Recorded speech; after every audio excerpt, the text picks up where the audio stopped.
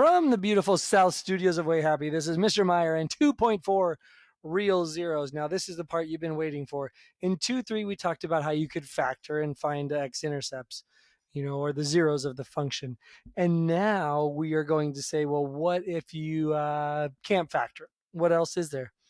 Well, there's things called long division and synthetic division. So let's start off with long division. Long division is when you actually take the denominator and you put it out front, and then the numerator you put into this little thing here like you did when you were learning to divide for the first time.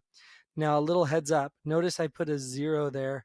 That was because I like to keep everybody lined up. And so all my x cubes will go here, all my x squareds will be here, and all my x's will be here, and so on. So that's why I make sure I have a placeholder for whoever's missing. And now let's just start this off. The first way you start off your long division is you decide, what do I multiply x by to get 2x to the fourth? So you think for a second, you go, oh, 2x cubed. So 2x cubed will go in my x cubed column. And now we will actually multiply.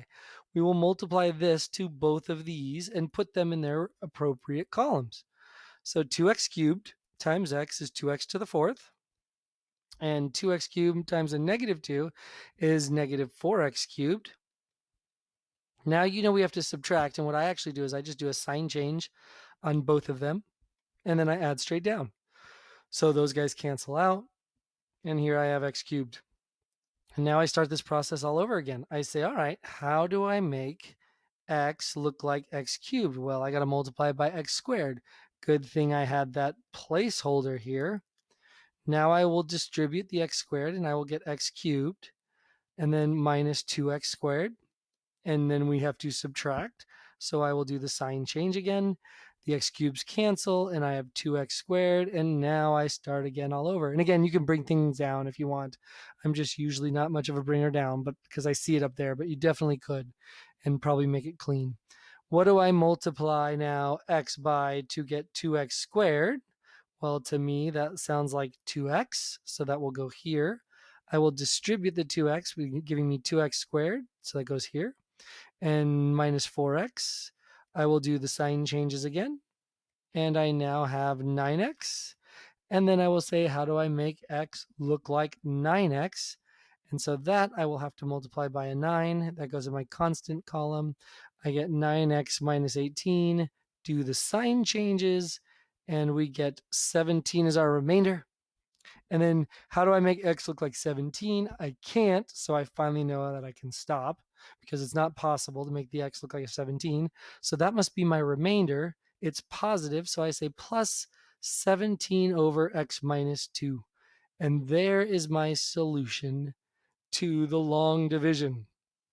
So long division is beautiful. You can see it's kind of long, but it works every time, and it's very nice. And that's why you need to know it, because it always works. There's also something called synthetic division. Synthetic division works when you have factors that look pretty, like x plus c. When you're just dividing by a nice linear factor, you can use what we call synthetic division. Now, how does synthetic division work? Well, it goes like this. The way I do it is I make a little 2 in a box because I want to set in the box whatever would make this divisor equal 0. Then I write down the coefficients, 2, negative 3, 0, 5, and negative 1. And then I start the process of synthetic division, where you multiply straight down. Add straight down. You multiply with what's in the box. You add straight down. You multiply with what's in the box. You add straight down. You multiply with what's in the box. You add straight down, and you multiply with what's in the box. And lastly, you add straight down. And that last term is called your remainder. And then you can just kind of work backwards, or you can work from the front. It doesn't matter. But if I know this is the remainder, then I know this is the constant. I know this is the x. This is the x squared. This is the x cubed, and I'm out, so there's no more. Or some people will say just power down by 1 from the original and work from left to right. That is also nice. But I would have 2x cubed plus x squared plus 2x plus 9 with a remainder of 17 over whatever we were dividing by, x minus 2. And as you can see, those two answers are exactly the same. One is synthetic division and one is long division. Long division always working, synthetic division only working if you have a nice, pretty linear factor. All right. Now I just want to show you one other thing. What do you notice if you evaluate this function for f of 2? So in other words, 2 times 2 to the 4th minus 3 times 2 cubed plus 5 times 2 minus 1. Well, let's see, 2 to the 4th. What is that? 2, 4, 8, 16. So 16 times 2 is 32. And 8 times 3 is negative 24. 5 plus 2 is 10 minus 1. How about 32 minus 24 now is negative 8 plus 10 minus 1. And then last but not least, if I plug in, or if I solve that, I get 2, I get negative 3. And I then say, what just happened? Did I not copy the problem right? I did. What did I do wrong? 32 times 2 minus 8 times 3 plus 10 minus 1. It should have been 17, and it's 3. So I guess that should have been a positive 8. Durr. 32 minus 24 is positive 8. 18 minus 1 is 17. And whew, good thing my brain is firing on all cylinders. I wanted you to notice that when you plugged a 2 into the equation, you got the remainder. So the interesting thing about synthetic division is when you plug that number into your synthetic division, you may feel like nothing cool happened, but you actually evaluated the function for whatever that x value was. So in this case, 2. Now that's always nice to know and nice to keep in mind when we go to graph stuff later. So the remainder theorem says that the remainder is the same thing as the value when you plug it in. So if you have a factor that's x minus c, the remainder theorem says that if you plug that number in, the remainder will be the answer of what you would have gotten if you plugged it in. So now how do we relate remainders with factors? Well, you have to go back to when you were younger and you had, figured out if 5 divided into 20 and you got 4. You learned that 5 and 4 were both factors of 20. And so that's the same thing we're going to do with polynomials. If the remainder is 0, just like it was with the 20, the 5 and the 4, the remainder is 0, then we know that that thing is a factor. So we can do synthetic division, get a remainder of 0, and we know the fact that it is a factor of whatever that gross polynomial was. So here you got it. You got a quick summary from stuff you've done. We are going to do the factor theorem. So we are going to use synthetic division to see if stuff is factors. If they are, then the remainder should be 0. That number should be a factor, and it's an x-intercept of the graph, and all good stuff like that. So look at example 3 here. What I want to know is I want to use the graph to help me completely factor this. So I want to factor this using synthetic division.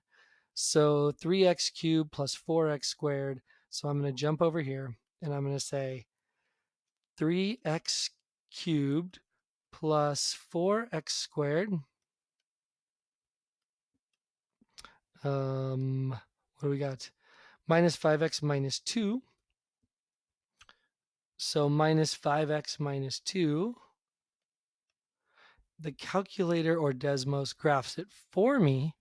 And notice something, that the x-intercepts are -2, 1, and -0.333. So let's use that -2 information to help us now. So we're going to put -2 into our box. We have a 3, a 4, a -5, and a -2. No 0 this time. And we're just going to add down 3, multiply is -6, add down is -2, multiply is 4, add down is -1, multiply is 2, and add down you get 0. And ooh, that's good news, right? Because that's a 0 remainder, meaning -2 is an x-intercept, which we already knew because we looked at the graph. But it also means that x plus 2 is a factor, right? So x plus 2 is a factor, -2 is a 0 on the graph. Now, work backwards. This is our constant. This is our x term. This is our x squared. Oh, yes.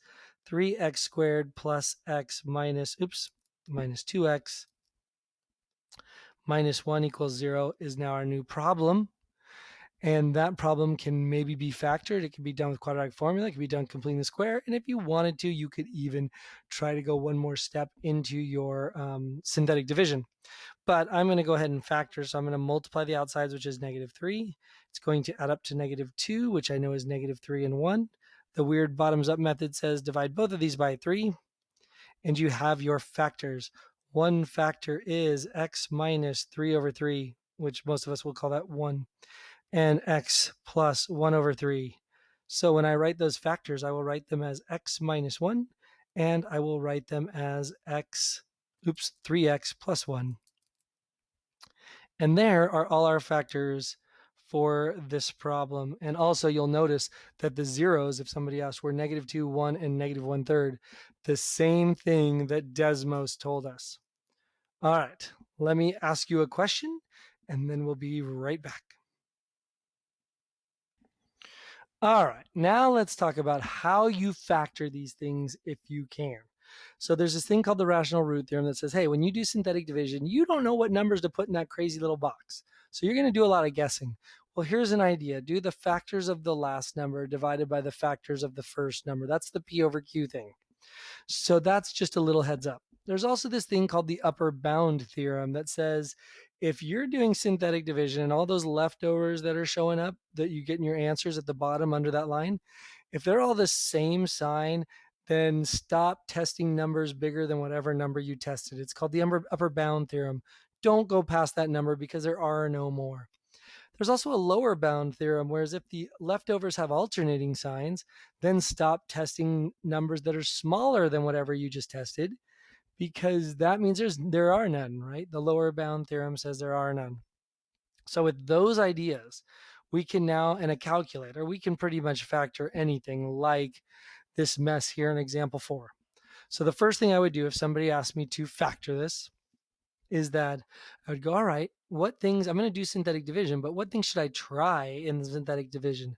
So the rational root theorem says, find all the factors of the last number and divide them by the factors of the first number. So what are those? The factors of 5 are just 1 and 5, and heck, that's it. Notice I did plus or minus because of the fact that it could be a +1 and a +5, or a -1 and a -5, or whatever. How about the denominator?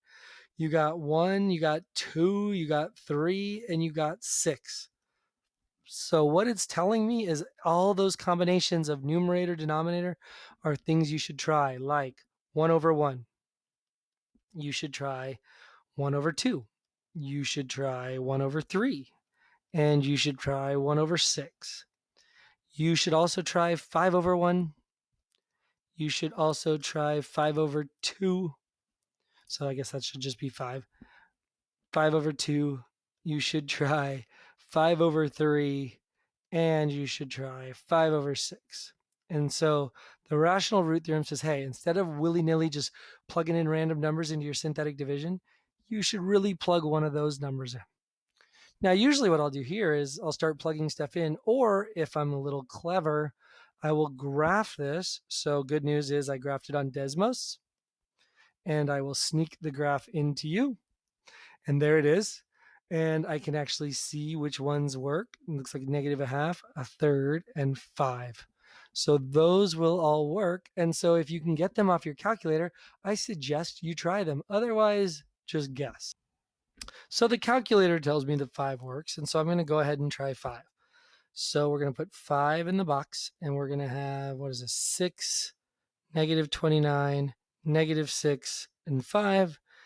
And so I add down 6, multiply is 30, add down is 1, multiply is 5, add down is -1, I get -5, and boom, done, right? And what's even nicer is we did prove that one of the zeros is exact 5, like the calculator said, but left over is 6x squared plus x minus 1. And that to me looks like I could quadratic formula if I had to, or hopefully I could factor. Let's see. Does anything multiply to -6 that adds up to 1? Yeah, sure does. 3 and -2. Divide them both by 6. And you have your factors. One factor is x plus 3 over 6. The other factor is x minus 2 over 6. Now copy dot flip, or I'm sorry, bottoms up means go ahead and reduce that to 1/2, reduce that to 1/3, and now you can factor them even prettier. 2x plus 1, bottom coming up in front, bottom coming up in front. So however you factored, there they are. Don't forget the x minus 5 that we used, and life is good. There are all the factors. And if they ask me what were the zeros, which I think they did find all zeros, so actually I don't want to give factors. I want to say the zeros are 5, negative 1/2, and positive 1/3. There are all my zeros. Now let's talk about that upper and lower bound real quick, just that I want to show you something that could happen. So say you had your numbers 6, negative 29, negative 6, and 5. Now 5 was the biggest zero. So anything bigger than 5 should be an upper bound, or maybe it'll take us a while to find it, but it should. So let's see. I'm going to test the number 6. I know it wasn't in our list, and why. Maybe you were just guessing and checking or something. So you would add down, you would multiply, you would add down, you would multiply, you would add down, and you would multiply, and you'd get, what is that, 180 and 36, like 216. And so you got 221. You're like, what just happened? Some neat things to tell you that happened, even though that seemed completely worthless. One thing neat, the point 6, 221 is on the graph. So if you're graphing, you just found a point to graph. So it wasn't a complete waste of time. The other thing is, notice positive number, positive number, positive number, positive number. Whoa, they're all the same sign. That's called an upper bound, which means don't bother trying anything bigger than 6 because they're not going to work. So if you were planning on trying 7 or 8 or 9, forget it. Start going the other way. Start trying 5 and 4 and 3 and all those weird fractions. And there's also the same thing called a lower bound. A lower bound, instead of them all being the same sign, would be opposite signs. And the lower bound would say, hey, look, don't try anything lower than whatever number you just tried. That's going to be a lower bound. So I will try just -1 for sake of argument. -1 goes in the box. I have 6, I have -29, I have -6, and I have 5. And so I multiply it, or I add down. Multiply is -6. Ooh, add down is what? -35. Multiply is 35. Add down is 29. Multiply is -29. And then add down is -24. Again, you think, oh my gosh, that was worthless. Not true. -1, -24 is on the graph, so you could plot that if you're graphing. And you also notice a positive, negative answers. That means you found a lower bound. And that means don't try anything smaller than 1. Your answers are somewhere between smaller than -1. Your answers are somewhere between -1 and 6. All right, that's it. Have a great day. Stay happy. I'll see you tomorrow.